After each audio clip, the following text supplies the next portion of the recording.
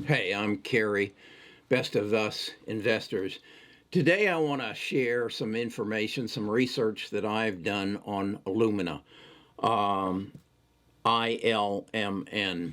It's the first company that I bought back last November on in the genome sequencing space. It's the one that I became aware of. I became aware that they own 92% of the market, that they were in the short read as opposed to the long read. I own Pacific Bioscience.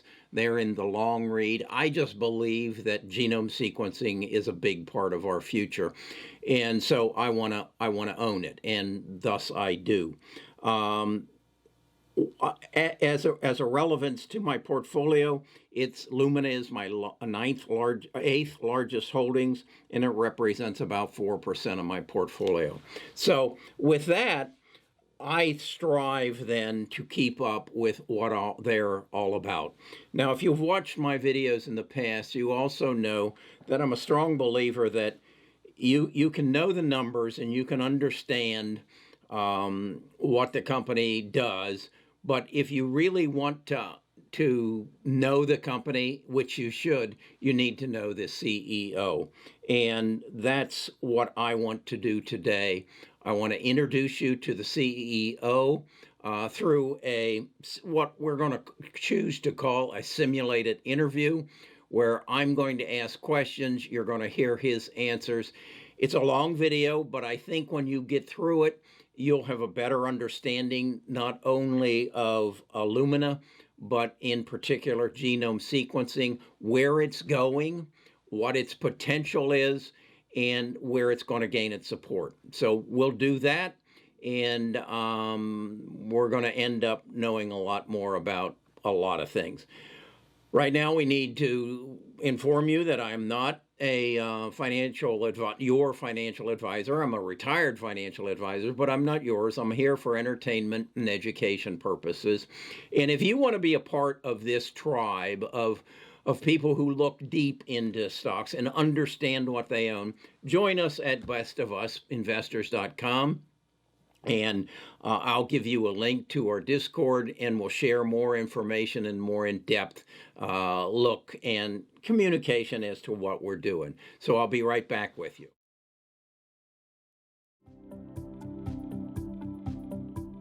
Best of Us Investors presents Kerry Griegmeyer. The CEO of Illumina is Francis deSouza. And I have, as I said, access to conference calls he's been on. And thus, I'm going to, in this, be asking him some questions, and he's going to give us some answers. Francis, let's start out with just kind of an overview of what Illumina is, where they find themselves right now, and how they're doing relative to the growth period. I know you've had some excellent growth. You've given me some good growth in my portfolio since November. Give us just an overview at the start here. We are entering 2021 with a huge amount of momentum in the genomic space and Illumina's business specifically. Q1 for us was a very strong quarter and exceeded our expectations with the first billion-dollar quarter in Illumina's history and record revenue across all our regions.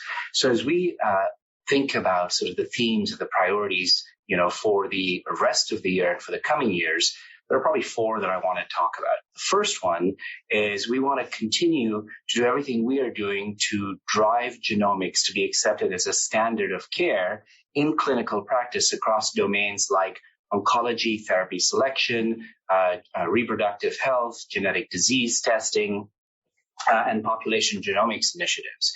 We do a lot of work, both in terms of providing the technologies that power those programs, but also in helping drive reimbursement in countries so that the testing is accessible, also in creating cleared products to accelerate the adoption of these technologies. So our first priority is to continue to drive the adoption of genomics as a standard of care in those domains.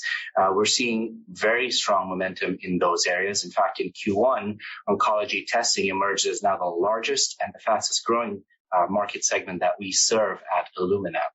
The second priority we have is continue to drive the usage of genomics in research, in academic research. It's clear that there is a lot we still need to understand about the functional genome, how your genome translates into health and disease. And to really understand that, researchers want to do larger experiments. They want to do experiments that have larger cohorts to understand chronic and complex diseases. They want to do research that has more cells, even from within individuals, to understand the heterogeneity of how cells function in your body. And they want to do deeper sequencing to identify those rare to find events. And so our work there is to continue to democratize access to very high accuracy clinical grade sequencing. We had a terrific launch in Q3 of last year with our version 1.5 flow cells to bring the cost of sequencing down. That expands the market, and that's driving some of the momentum. So the second priority we have then is to drive genomics in the research applications and enable more discovery through more access to clinical grade genomics and high quality genomics. The third priority that we have, and it's probably one of the more urgent ones, is to do everything we can to help the world get through this pandemic. And there are a number of ways that we are involved right from the very beginning in Wuhan at the end of 2019 to help identify the causative pathogen. We're working with vaccine manufacturers, particularly the genomic vaccine manufacturers, the mRNA vaccines, but also working with therapy providers, diagnostic tools providers, and now really doing a lot of work around surveillance. So the third priority for us is to do everything we can to enable genomics to help us get through this pandemic and make sure that we're better prepared for the next one. And then our fourth priority is to focus on closing Grail. It was terrific to see last week the announcements from Grail that they launched their breakthrough Gallery test. As you know, this is a one-of-its-kind test in the market that's a simple blood test that can look for 50 types of cancers across all stages. Really, really breakthrough technology that we think will have a very dramatic impact in terms of altering the mortality curve for cancer. They also announced last week the results from their Pathfinder study, and the results were really strong and very consistent, as we've been saying, with the results that they had published earlier. So those are our four priorities. And the idea is, we want to make sure that, we are continuing to drive the acceleration of growth that we're seeing in these high growth genomics markets. Okay, obviously outside the 35 million in COVID-related surveillance that you had, can you give us a bit of a look at what your core business is and how it's driving you forward and how you see it taking you into the future? Yeah, so I'll break it down into a couple of parts. And I'll talk first about the clinical markets that we serve, and then I'll talk about the research markets. The clinical markets long-term represent, the biggest part of the opportunity in genomics across a number of domains, across oncology, for therapy selection, for MRD, now for screening, but also in reproductive health and genetic disease testing. In Q1, over half our revenue now came from the clinical markets, and I talked about the fact that oncology therapy selection is now not only our largest market segment, but it's also our fastest growing. And so we're seeing really good momentum in these clinical markets. And what's driving that? What's driving that is partially the expansion in reimbursement that we saw play out over the last few years, but especially last year. Last year, we saw coverage expand in a number of key areas in clinical genomics. In genetic disease testing, we saw a 10-fold increase in the coverage by the end of the year compared to where we were in the U.S. at the beginning of the year. We also saw in non-invasive prenatal testing, a couple of the largest payers in the U.S. adjusted their reimbursement policy so they would cover NIPT for average risk patients, not just high risk patients. That also expands the market for Illumina. And then similarly in cancer, we saw an expansion of the coverage for genomic testing and especially for comprehensive genomic profiling of a patient's tumor. So we're now at a point where in the U.S. we have over 200 million covered lives that have access to some kind of genomic testing when they have cancer. So those expansions in reimbursement that played out, especially in the last year, are really having a follow-on effect this year as more patients, get access to those tests. And so we're going to continue the work we do to help, work with payers and demonstrate both the clinical utility and economic value of covering those tests to expand coverage globally. But that's, I think, that one of the core drivers of why we're seeing acceleration of growth in the clinical markets. In the research market, we're seeing a couple of things play out. One, we're clearly seeing a lot of the academic researchers come back to the labs and get back to where they were sort of pre-COVID levels in terms of genomics activity for their research. But the other driver there is the launch of our version 1.5 flow cell in late summer last year. What that did was it made the $600 genome more accessible to more labs than ever before. It democratized access to high throughput sequencing. And what that's doing is it's catalyzing the demand. We're really tapping into the elasticity there, where researchers are now looking to do bigger experiments and connect, again, that functional genome to health states and disease states. And so, that's what we're seeing. And we saw that elasticity play out in a number of ways. In Q1, for example, we had our second highest quarter for NovaSeq orders, our high throughput instrument. The first highest was when we first launched the instrument, way back in 2017. Similarly, in Q4 of last year, we had really strong NovaSeq activity. And so we're coming back to back off strong quarters for NovaSeq based on, the elasticity we're tapping into with us bringing prices down. That's great. The government has come forward, the Biden administration, and indicated that they're going to pump some money into this segment of the market. And can you give me some relationship to that, as well as not only in the United States, but internationally? How is that? Do you see that affecting your business in the coming months, in the coming years? When our teams were called into Wuhan to help the local Chinese authorities identify the causative pathogen between driving the outbreak of this pneumonia of unknown origin that we were seeing. And it was Dr. Zhong's using our NovaSeq that caused him to publish the first viral genome for SARS-CoV-2 on January 10th of 2020.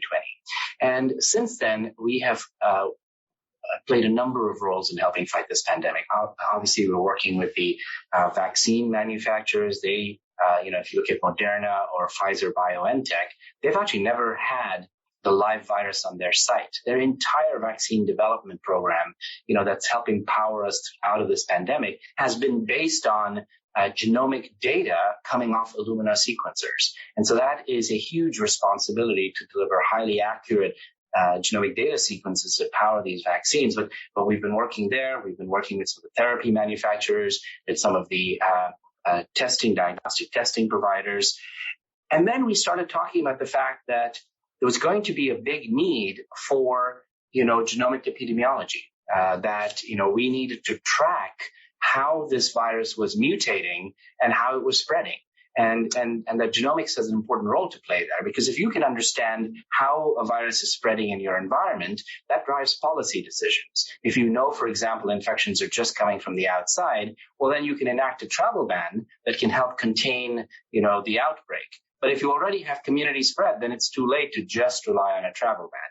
So we talked about the fact that you needed this kind of, genomics-based surveillance for policy decisions. But then we also said, equally importantly, it's important to understand how the virus is mutating, because that tells you whether the weapons we're using to fight the pandemic, the vaccines, the therapies, the diagnostic tools, whether those will continue to be effective or whether the virus will escape. And last year, the UK government caught onto it early, and in the late spring launched the first, sort of national genomic epidemiology network to track COVID.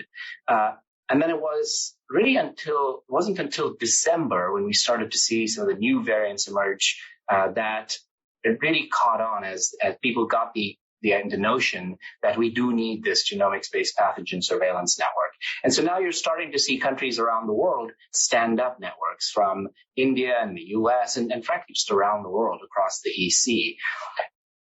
That's certainly going to help us with COVID. but it's durable. This is something we are going to need going forward. We're going to need to identify outbreaks much more quickly. We need to identify the causative pathogens more quickly. And we need to understand how these viruses are pathogens are spreading and mutating. This is not just a public health emergency need, but it's also a national defense need, because this kind of network can alert us to the next coronavirus outbreak, to emerging antimicrobial resistance, but also to bioterrorist attacks. And so you're seeing momentum around building this as a durable asset going forward. Okay, I see how your business was actually at some levels helped by the corona crisis. But shifting gears a bit relative to the general nature and the general use of genome sequencing, what do you see happening in the research and discovery industries and in liquid biopsy, single cell, and other needed sequencing, and where do you see that growing in the future? And how are your customer types going to change? And what is the fastest growing markets that you see in the future? Yeah, you make a really important point. I think one of the things I felt strongly when I joined Illumina maybe over 8 years ago was that, genomics is probably one of the most transformational forces I will have seen in my lifetime, honestly. And I came from the tech industry because it powers transformation in so many different market segments. Genomics is going to change the way, we treat cancer, from screening earlier to identifying the right therapies to monitoring for recurrence. It's also going to change the reproductive journey, from carrier screening to non-invasive prenatal testing to helping with IVF to genetic disease diagnosis after birth. But literally, Matt, there are hundreds of market segments ranging from some of the health segments we talked about to wellness to data storage. We're working with Microsoft and Twist around using DNA as a data storage mechanism. Our strategy is to be the platform that powers all of those market segments. And what we want to do is make sure that we democratize access to genomics to enable these hundreds and hundreds of market segments. And to do that, we have a very rich technology roadmap. We invest significant amounts in our research capability to deliver against the roadmap that brings high accuracy sequencing at a lower and lower cost to turn on these different markets.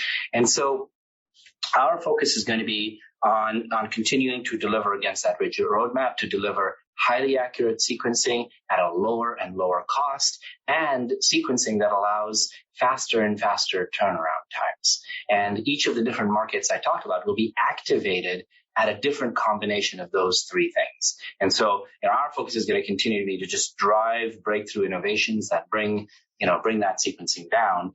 Now, you add to our technology strength, we've built a very robust capability in the rest of our company too. We have a commercial reach today that allows us to serve over 140 countries. We have a regulatory capability that allows us to have regulated products in over 40 countries. And so, you add all of those things, and I feel like, that positions us probably best to deliver the best value to our customers. And that's frankly how we earn their business every day. As a means of expanding your business, as you grow it and you come in contact with more and more different elements of genome sequencing, how flexible are you on adapting to their needs and changing your products and your procedures in order to adapt to what the future growth would be? And then, if you might, give us some idea of where your revenue comes from and where you see it coming from in the future. Yeah, it's a really good observation. I think the genomics industry as a whole, with Illumina has evolved, as you said, over the last 5 years, especially. If you think back to 2013, and before, really we serve the market with sort of one sequencer. It was first the GA, then the HiSeq, and we realized that as the market grew, first of all, we needed a richer portfolio to serve the different parts of the market. We needed a high throughput instrument, but we also needed the MySeq, which was, more of a sort of a benchtop desktop type instrument.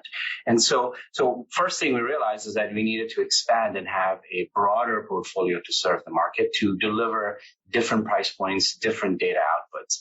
But then what also became clear starting in 2013, 2014 was that the clinical part of the market was going to grow, and that we needed products that were tailored for the clinic, that the needs, as you said, of the clinical market were in some cases different than what the research community was looking for. And so at Illumina, and I led this when we did it, but we embarked on a clinical transformation effort in the 2014 timeframe. And that really required us looking at every single process, how we design products, how we build products, how we market products, how we sell products. And we had to design end-to-end processes targeted to serve those clinical markets. We had to build up a regulatory capability that took us many years, including adding talent from the outside through an acquisition. But we still had to do a lot of work on top of that too. We built market access teams to work with the payers to drive reimbursement. And so it's been a big journey, as you said, to go from being just a straight serving the research community to now being world-class in terms of serving the clinical community. And, that's a journey that, frankly, anybody who wants to get into this space is going to have to go on, right? That the product that you sell into the research community is just not, frankly, going to be enough, to meet all the needs that you have in the clinical community. The other dynamic that's playing out is the genomics market is more global than it's ever been. In Q1, the majority of our revenue came from outside the U.S. Now, what that means is that you need local capabilities in a way that you never did if you want us to succeed in the genomics market.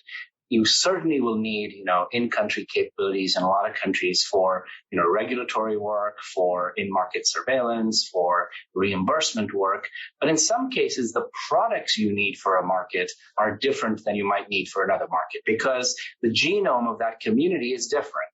And so you will need tailored products for markets based on what the needs are, not just around price points, because that's what everybody thinks, and that's certainly true, but also in the case of genomics, based on the community you're serving. And so it's a lot of capability you've got to put together to drive that transformation. When I first got introduced to genome sequencing, you held 92% market share. In that period of time, I have seen a number of companies that have come at you to compete with you, saying that they have a better way. And that would include not short sequencing, but long sequencing. And you're getting some competition. Can you address for us exactly where do you sit in this and what threat you feel they have to you? Or do you know something we don't know? Yeah, a market that's as big, as high growth as genomics is always going to attract, a lot of investment, a lot of players. And that's been true over the last, 10, 15 years even, and that's certainly true today. Our focus is going to continue to be to, sort of set a relentless pace in the market in terms of innovation and driving the cadence of delivering this very high accuracy sequencing at more and more accessible price points. We're going to continue to focus on delivering end-to-end solutions that target the clinical markets. We're going to focus on bringing cleared products to market to make it easier for more customers to access genomic solutions. We're going to focus on expanding our capability globally to be the partner of choice to those customers. And then from a technology perspective, it's just been incredibly exciting to see how much headroom SBS chemistry has had. We continue to, imagine and we build in terms of 10-year roadmaps. And so we try to imagine where this could go. And I can confidently say that we have a more exciting roadmap now than, frankly, we've ever had, I think, in the history of our company in terms of the technology that we're developing, the breadth of the technology that we're bringing out. And so our focus is going to be to just continue to set a pace that, everybody else will have to follow in terms of driving costs down, improving quality into the market. And competition helps expand the market, right? It helps bring the messages to the market more fully. And so we welcome it. And we know that our goal is to continue to add more value to our customers than other players do. We've all seen Joe make a commitment to a 20% increase in research and development in the medical field as a funding from the government. Can you give me some perspective as to how that's going to filter down, how you see that happening? I know there's going to be some lag time, but give me your perspective and how you reacted to it and how you see it affecting your business in the future. Yeah, I think you touched on a couple of very important points. One is the early signs we're seeing are very encouraging, as you said, in terms of new funding coming into genomics. You talked on the fact that the FY22 budget proposal includes the largest single year increase to the NIH budget that we've ever seen. And the NIH is obviously a big source of funds for the U.S. academic and government researchers. The proposal includes $6.5 billion, an increase dedicated to the creation of the Advanced Research Project Agency for Health. It also includes a 20% increase in the National Science Foundation budget and a 15% increase in the CDC budget. So really encouraging signs. And we're seeing signs like that play out not just in the U.S. But as you touched on, there's a time lag here. So this isn't something that we expect to see certainly this quarter or maybe even the next quarter, but this sets us up really well for expanding genomic research in the coming years. So stay tuned. We're watching how these proposals play out, but really encouraging signs, for the future. I was particularly pleased when I came to the realization, and you supported, that you get about 80% of your revenue in the form of reoccurring revenue, because I've got to believe there is certainly some income to be made by selling sequencers and selling different sized sequencers to serve different needs, but that's not reoccurring income. And these sequencers have to have some sort of life expectancy. Make me feel a little better or make me feel good. I like the idea that you're an 80% of reoccurring income, but give me some more insight into that and how you build that into your business plan. It's a great question, and probably one of the more important questions that we think about every year as part of our strategic planning process. And I'll make some points. I'll say, first of all, in the vast majority of the very large genomics markets that we serve, we're still at the very, very, very early stages of penetration. And I'll give you a couple of examples. If you look at cancer treatment, for example, in therapy selection, so matching a cancer patient with the best therapy for them, globally, we're still less than 10% penetrated in terms of the number of cancer patients that use an NGS test to select the therapy. So very early stages. In fact, if you look at another market, the cancer screening market, right, the early cancer detection market, we've talked about the fact that could be a $60 billion market opportunity. And yet we had the first test ever only entered the market a few days ago, right? So 0% penetration on a giant market opportunity. I can go segment after segment and talk about the fact that in nearly all of them, we're still at the very early stages. And so there's just a lot of growth in front of the market because it's a big greenfield opportunity that will be penetrated over time, and that'll generate a lot of growth. Now, we are active drivers of that growth. In some cases, we help create the market opportunity. So like in early cancer screening, we were the ones that developed the technology that powered GRAIL, and sort of helped create that market opportunity. And we do that through a number of mechanisms, through our own invention, where that's happened a few times, but also through Illumina Ventures and helping catalyze new growth opportunities through our accelerator program. That's given us access and helped us power a lot of these market segments. And in proteomics, for example, there are a number of proteomics companies that are looking to NGS and our platform specifically to be the readout mechanism to drive that emerging market opportunity. And so we're very intentional about being the platform that powers all those opportunities. Now, what we also wanted to do is make sure that we are able to open up markets by using price as a lever. We know different segments will take different price points to be opened up. And there are still many segments, big segments. For example, data storage is going to require a much lower price point than we have on the market today. And so as we look forward, we see these new big market opportunities that are accessible when we drive prices down, and that'll be a source of additional growth. Another lever we think hard about is how we deliver prices differentially across markets. And so the rate of bringing prices down can be different across markets. And the way we do that, for example, is by delivering end-to-end solutions in some markets. And so if you buy the VeriSeq NIPT product, for example, you're thinking about that product being priced as a price per report or a price per sample. And what we want to do is make sure that we deliver that price in a way that is profitable for labs, given the reimbursement framework. And that's sort of where that market price needs to be. It's not directly connected to the price of sequencing, right? And so what we're able to do then is deliver enabling price points to different segments that are differentiated. And so that's a very powerful mechanism too, in terms of opening up new markets and driving the right price structure or price offering without maybe, impacting other markets as well. On a bigger picture consequences, you're in the short sequencing, and the long sequencing is at this point more expensive, but we see those prices coming down. As the price of the long sequencing comes down, does that become a threat to you? Do you see that as a threat to your business, or do you see your costs coming down proportionately? And then share with me where the applications for long sequencing might be better than short sequencing and how you intend to react to that. Yeah, we've maintained now for many years, and frankly, I haven't seen much to change that position, that long reads have a useful role in the genomics market for certain applications that represent about 5% of the genomics market.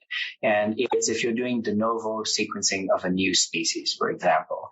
And it's very complementary to the work we do in short reads, that the reality is if you want a highly accurate read that's at a lower price point and you want to do large number of samples, short reads is really the perfect fit for that, right? And so we maintain there are really two complementary segments.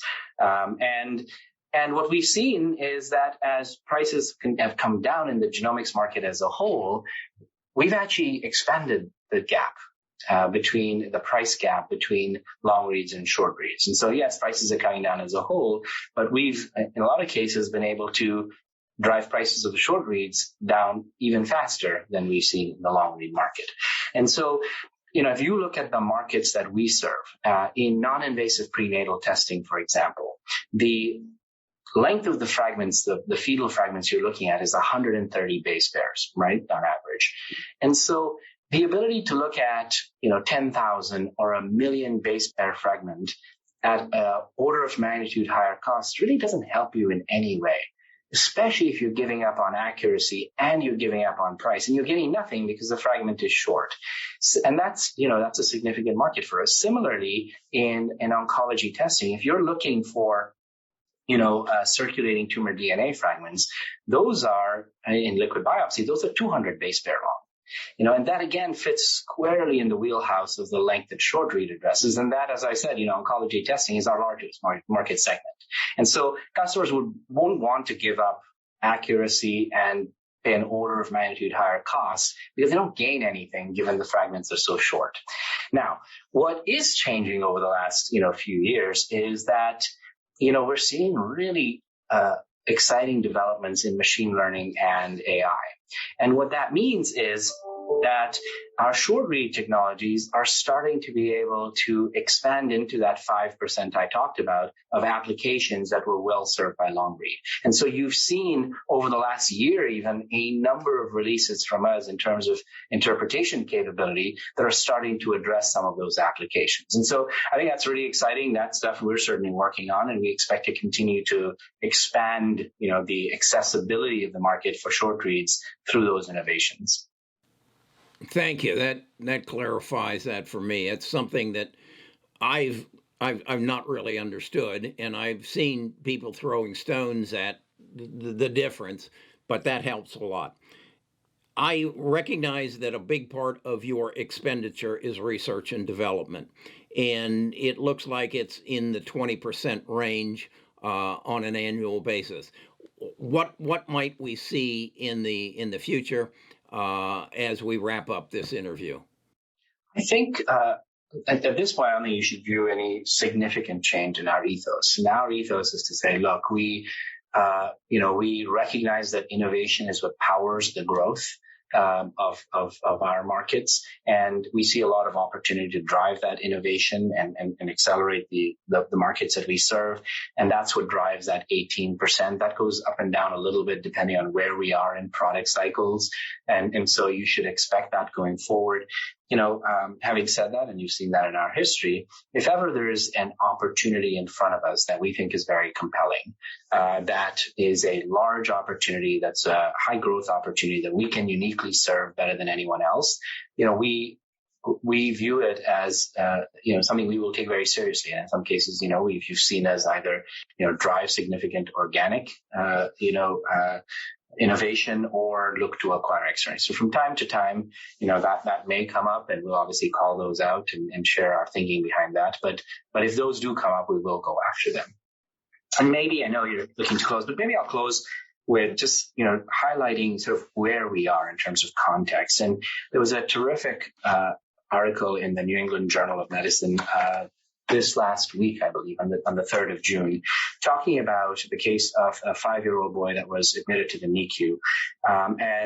It's infantile encephalia, which, can be fatal. And what was exciting was that, and this is really breakthrough, but in 37 hours, that child went from being admitted to having their whole genome sequenced, to having the causative genes identified. Treatment was ordered, treatment was received, and in 6 hours, the symptoms had receded, right? Now, that's an N of 1 right now, but that should be the standard of care. And it's especially poignant because this child had a brother 10 years ago that presented with the same neurological symptoms. And despite extensive workups, the child died. And so you can see sort of where we are, where you can get a glimpse of what the future is going to be. But again, we're still at the very beginning. And you also get a sense of what it'll take to make that happen. You needed highly accurate sequencing. You needed very fast turnaround times because intervention times matter here. And you needed sort of an end-to-end capability, right? You didn't need to go get the sequence somewhere else. And so that's what powers us. And that's really ultimately our mission, right? To improve human health by unlocking the power of the genome. Okay, so that's my simulated, if you will, interview with Francis deSouza, the CEO of Illumina. And it took a lot of effort, but at the same token, I feel I'm a much smarter investor now. I understand genome sequencing much better than I did. And I understand where Illumina fits into it. And I now feel I've spent some time with the CEO. I know where his head's at. I think as a owner of the company, and that's what I consider myself as, an owner, I feel good about it. Will I add shares? Probably, as I add to my portfolio, as I generate income. I'm going to invest it somewhere. And I believe Illumina is going to be a player in the future. I just want you to understand we are at a turning point in our society. We are at a turning point that is equal, if not greater, to the invention of the internet. When you put together everything in genome sequencing and genome editing, when you put together the robotics and 3D printing that we're involved in, when you add to it electric vehicles, and then you add to it cybersecurity, the complexity of our world is changing so rapidly that if you put your money, if you invest in the companies that are going to facilitate this change, you can't help but build a substantial wealth. And that's what we want to do here at Best of Us Investors. I hope you appreciated this. I hope you like this sort of thing and you now have a better understanding what a long-term investment in Illumina will end up being. And I hope you become a long-term investor because that's where money is made. So that's Best of Us Investors. Join us at bestofusinvestors.com and join our Discord and become a part of this tribe. I'm looking forward to meeting you. Talk to you tomorrow.